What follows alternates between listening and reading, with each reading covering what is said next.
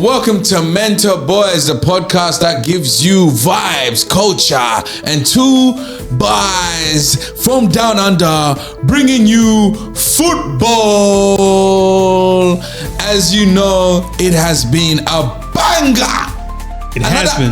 Banger of a football weekend, man. Where do we start? There's so much that has happened, but we want to start at something that has been crazy. Thrilling football. Oh, tell me about it, especially when you talk about Barcelona. No, man. You can't go wrong with excitement.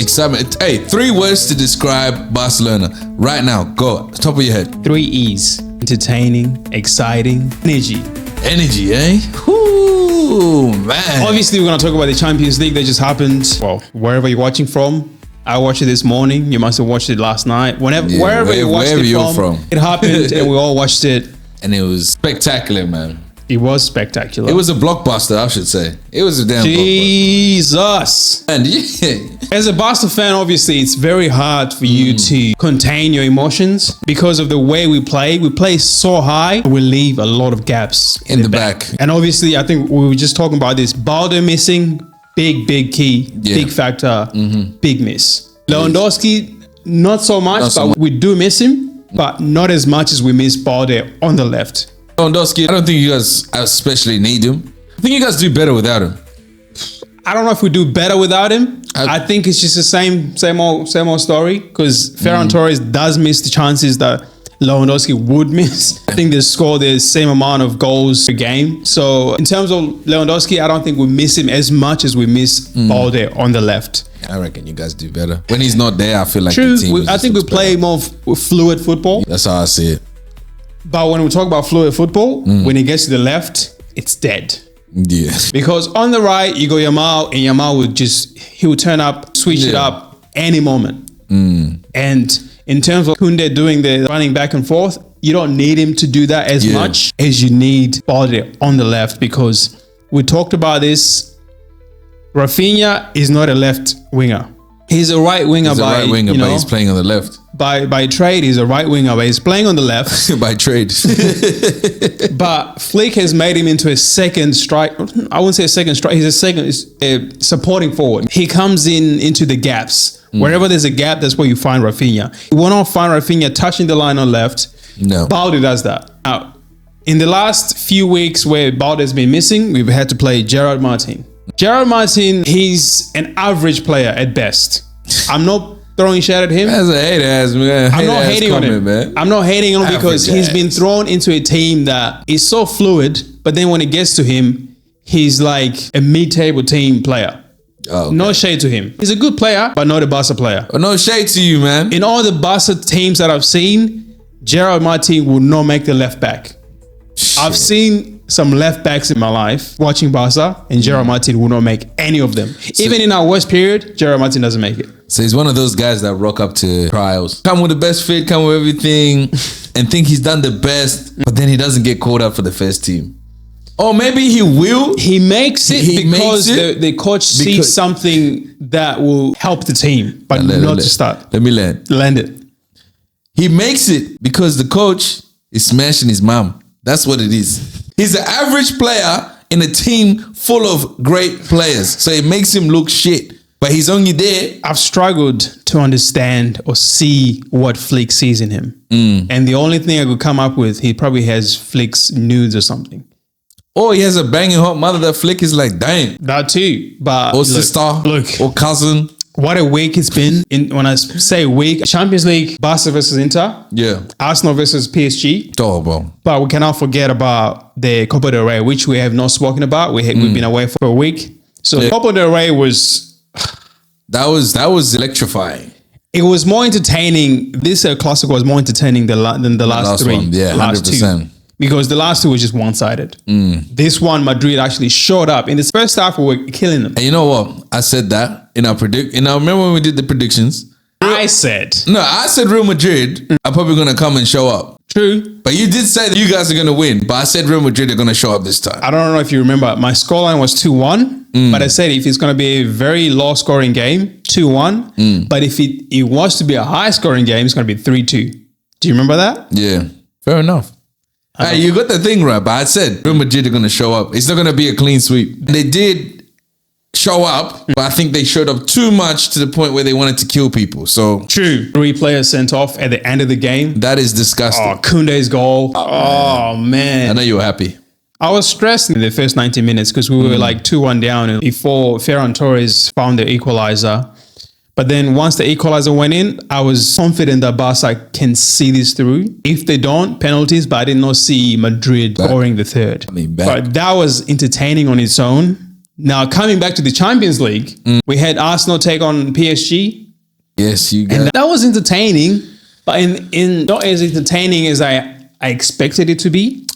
I thought Arsenal would actually give PSG a game, but it seemed like Arsenal were more reluctant in taking things forward. Oh, look. So my take of this is just like Arsenal, they were giving me a, what was that team? How did they play? Well, they were giving me a sense of, let's say when Chelsea played Aston Villa last, right? And you've come in from your last game knowing like, oh man, we've got our momentum back. Full of confidence. Full of confidence. And then it's like, you're having all these chances, you're not taking them.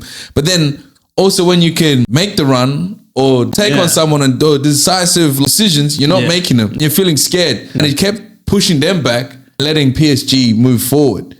And that was so dangerous for them. It was. If they kept their heads up and they played a balanced game, I feel like they could have made it through. But it's just the fact that they let PSG come PSG too much, bro. Let them use their pitch too much. Where it's now, it's them going to Paris it's an uphill climb. But them going to Paris to defeat them, I don't know, man. I still believe Arsenal can turn it around because with the play I saw at the Emirates, yes, they respected PSG too much and they were missing Thomas Partey as well, which is a big miss, which made Arsenal have to put Rice in the holding midfielder role, which means he can't progress with the ball as much as he did against Madrid. Either way, beating Madrid is not a big achievement nowadays. So if you beat Madrid, don't be on the moon. Man, that's a dysfunctional club. So look, don't get too high because you beat Madrid because they're not a very hard team to beat this season. However, they did play good against Madrid. And I think they played all right against PSG. Too much respect cost them the game. Not putting the chances away cost them the game. Missing Partey cost them the game. 100%. I believe when Partey comes back, Rice goes a little bit, a bit higher. Yeah. I think they can do something. All they need is to win by 1 goal, go to extra time or penalties or whatever. And take it. They can do it. I can see them doing it, but keeping PSG out is going to be very hard. But I can see them actually scoring more than 1 goal because look, you see those chances, they could have got them there. It's just they took too long to decide what they wanted to do. When they decided what they wanted to do, goalie was either on the side or maybe they're like, all right, we're going to decide too quickly and not taking that extra touch to do it and you're skyrocketing it. And it's just decision making. I think that was the problem. It's just the decision making. PSG keeper was on it. He turned up. Oh, he did. Whether he will turn up again, that's another question. But it's also the fact of not capitalizing on their chances. I don't think obviously Donnarumma was exceptional, but I feel like the way they were trying to finish was not, you literally putting it into the keeper's path. He's going to dive that way anyway. If you just put it there, he's going to save it. Maybe put it in the roof or something, or pass it to the guy next to you. Just be more clever and more clinical. I think you can do it, but it's going to be very hard. But then 1-0 is not bad. It's not bad. When you think about it, it's actually not bad because you still have room to catch up or room to still take over and win the game. But as you said, PSG, not a team to really play with right now. They can score goals of their own. They can. Arsenal can score 2, PSG can score 3. That's how I see it. And so it's going to be very hard. And then they were lucky that PSG wasn't on point with their shooting. They had like 3 chances in the last 10 minutes. Could have buried it.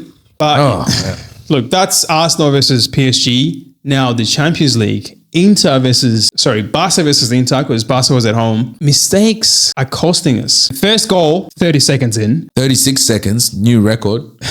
Let's not forget that. New record. We switch on when we realize we're behind. Instead of switching on from the first minute. From the whistle. I feel like teams come to us knowing that if we get the first goal, we can just defend. Especially teams that defend like Inter Milan, Atletico Madrid, all the other Spanish teams that just like to defend. The first 10, 15 minutes, they want to come at you, get that first goal, and just sit back. And sit back. Because they're comfortable with that. And it's happened before. It's happened with Atletico Madrid. We conceded 2 goals straight up, and then we decided to wake up. But I think that goal was pretty lucky. It was luck. It was like because Inigo Martinez slipped. If I feel like if he didn't slip, I don't think that goal goes in. It would not go in. Kudos to Ram. He buried it properly. What else do you want from it? What else do you want? You know what I mean? At the end of the day, it was a cool highlight reel for him. It's something they can always look back to and be like, I did that. But if he, as a true football fan, true viewer of football, it could have been prevented. It was a mistake. And I feel like the keeper was also distracted in the fact that he slipped and then he wasn't expecting the back. He wasn't expecting it because he was like, oh, this guy slipped. Because he would have seen the game in a sense of like, this man's covered.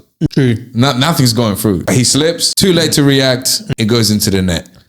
And then the second goal came, literally. And the second 20 minutes later. The second goal? I don't know, but I honestly, when I was watching it, I said, crack. Because the thing that infuriates me about the second goal is the man marking that is going on during the corner. Why are you putting Pedri against Dumfries?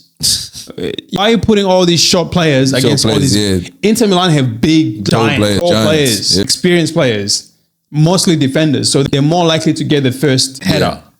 So it wasn't even like a direct corner and then goal. It was like corner, header, Dumfries gets it, bicycle kick. You know? Like how do we miss 2? Like, you know, first one we missed, second one we missed. Pedri, I can't blame him because he's literally the foot is in front of his head. Yeah. You can't lock it with your head. Like otherwise you split your head open. But he probably would have get a free kick, but then his head will be open as well. So you can't blame Pedri for that. And this is the problem with Barca with set pieces. Because against Madrid in the Copa del Rey, we considered 2 set pieces. Yeah. So the free kick from Mbappe and then the corner for Tchouaméni. Shout out to Mbappe for actually scoring a free kick this time. Yeah, for once. And then, in this game as well, we considered 2 set pieces as well. 2 corners, 2 goals. But then after that, literally, 4 or 5 minutes after that goal, the second goal. Your star boy. Jamal. Mr. Blonde. He wasn't meant to start. Super Saiyan, bro. In the warm-up, he was actually injured.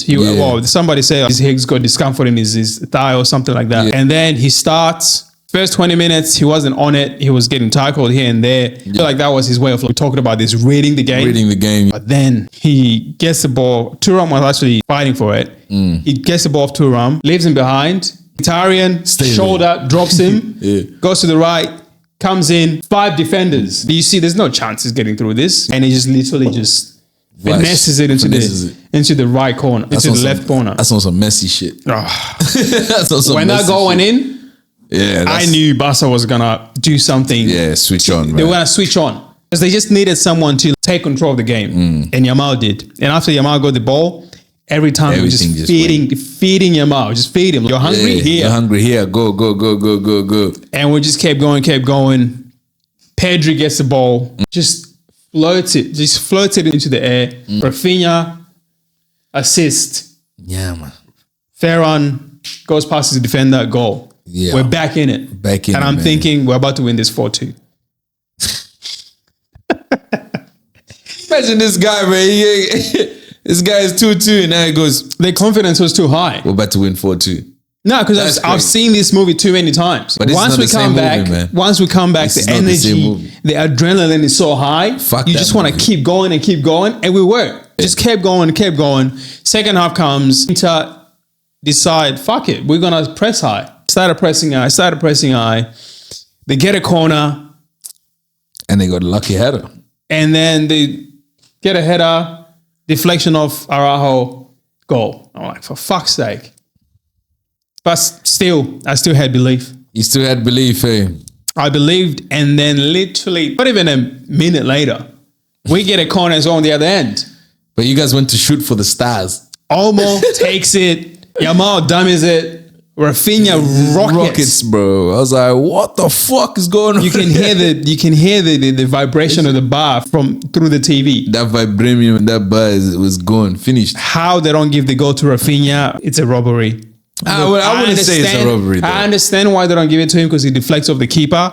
For a strike like that, allow it. Just allow it, man. Allow it. Give him the satisfaction, just give it to him, man. You know what I mean? Because that was a crazy strike.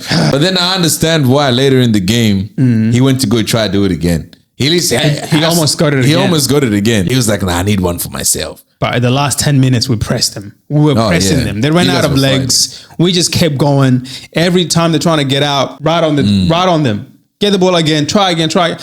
They defended all right, but they looked so tired. See, and I believe that's how you guys tested him. Because the next game, you guys know exactly what to do.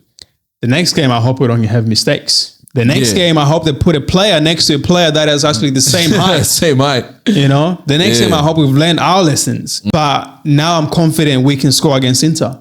I'm actually quite confident in the fact that I feel like for Barcelona, because Barcelona is a team where you guys come and win.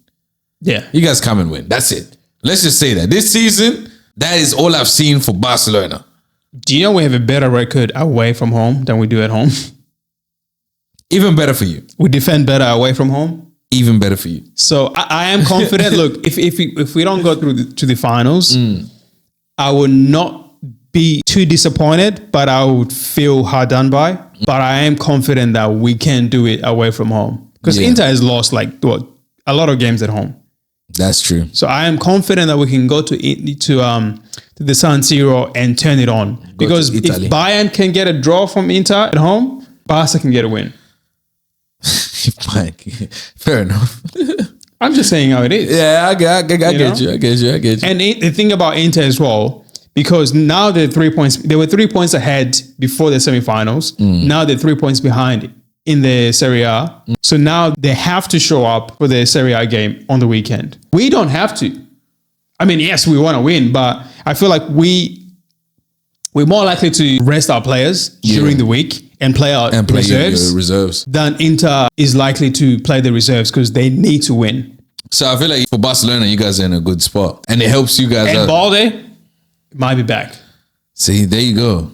It's better for you guys, man. But Koundé is down, unfortunate, but I feel like Balde will be a bigger plus than it is. I feel like if you put the two players together, we're gaining more, getting Balde back, than we are losing. Getting Koundé out. Yeah, look, I honestly think it's going to be good for you guys. I think it's going to be an easy win for you guys because I don't know about easy, but I think it's happened before. Atletico Madrid in the Copa del Rey semifinals, 4-4 at home, went to Atletico Madrid, won 1-0. I feel like it's going to be copy and paste. Watch, man. It'll be a walk in the park because I can see that you guys have read how they play. You're testing everything. The only reason I can see us winning by more than one goal is if we score in the first 10 minutes, making sure that Inter Milan have to come and actually score as well, which means they can leave gaps. Yeah. But if it's like a 0-0 in the first half, I don't see us scoring more than one goal. But if we're winning by one goal in the first 10 minutes, I see us winning by more because then Inter has to push up. They have no choice. Man. Shit. Anyways. Hey, man. Hey, it's been fantastic, man. It has been a wicked of a weekend. Next week. Stellar weekend. Stellar week. Next week, we find out. We will find out. Find out who's going to make it to the finals, man. And who do you predict to go to the finals? Now that you've watched the first leg. I predict Arsenal versus PSG. Who you got? I'm still on the Arsenal bandwagon. I hate Arsenal, but you think they can still do it? I feel like they still can do it. As a Barca fan, I want Arsenal to go through. Obviously, because I'm scared of. I'm not scared of PSG, but I know what they're capable of, and I think they can expose us. Expose you guys. But with Arsenal, they're not as much of a threat going forward as PSG are. So look, I want Arsenal to go through. Do I see them going through after the first game? It's going to be tight. I think it's going to be a draw, and PSG end up going through because they've won it. Because they won it. With Barca, possible. I think it's going to be. I reckon Barcelona is going to make it through. I think it's going to be a 1-0 or 2-1 and Barca through. Well, I see Barca going through, but hey, next week is when we find out. So you guys stay tuned, press that red button, tell your uncles, your aunties to get a Barcelona shirt, get an Arsenal shirt, get a PSG shirt, maybe not an Inter shirt, but press that button and follow us and just stay tuned because, man, football is what we talk about and culture is what we bring. Yeah. And we'll see you next time for the vibes. See you next time.